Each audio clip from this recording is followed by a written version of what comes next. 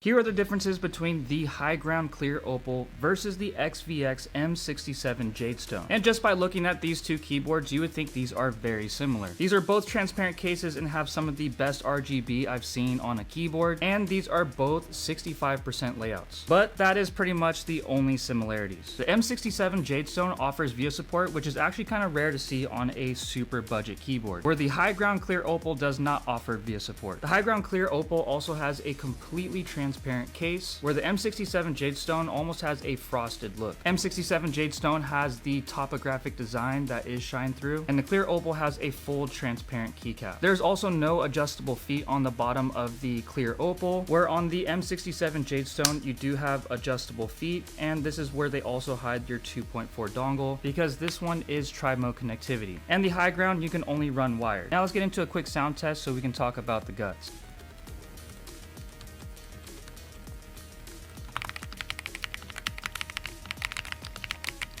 As you heard, the Higround Clear Opal is completely silent. Under the hood, you are getting the TTC silent switch, but those switches are mounted on a north-facing PCB. Now, under the hood of the XVX M67 Jade Stone, you are getting their ICE switch. Just like the Clear Opal, the switch is completely transparent. That's why the RGB looks so bright on these keyboards, but that switch is actually mounted on a south-facing PCB. M67 is also gasket mounted, where the Clear Opal is not. Now, in my hands, I do gotta say the Higround feels a little better in my hand than the Jade Stone. So if build quality is a little bit more important to you than software, I would definitely go with the Higround. But as for me, I do love a keyboard with VIA support, so my pick would be the XVX M67 Jade Stone. And I left you that link below. This is one of the most unique 65% keyboards I have ever seen, and it sounds creamy.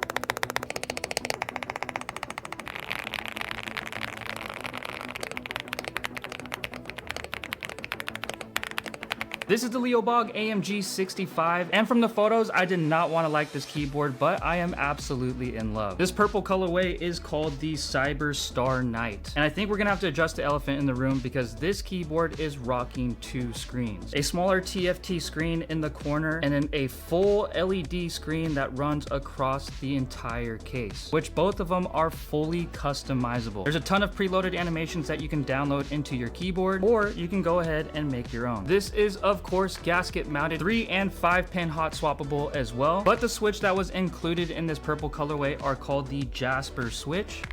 The AMG65 is also tri-mode connectivity. Now, I review a ton of creamy keyboards on my page, and I am low-key obsessed with the AMG65. This is definitely a statement piece for your setup, and these are extremely limited. So make sure to grab that color to match your setup, and I left you that link below. If I could only pick one keyboard for productivity, it would be the Keychron Q6 Max.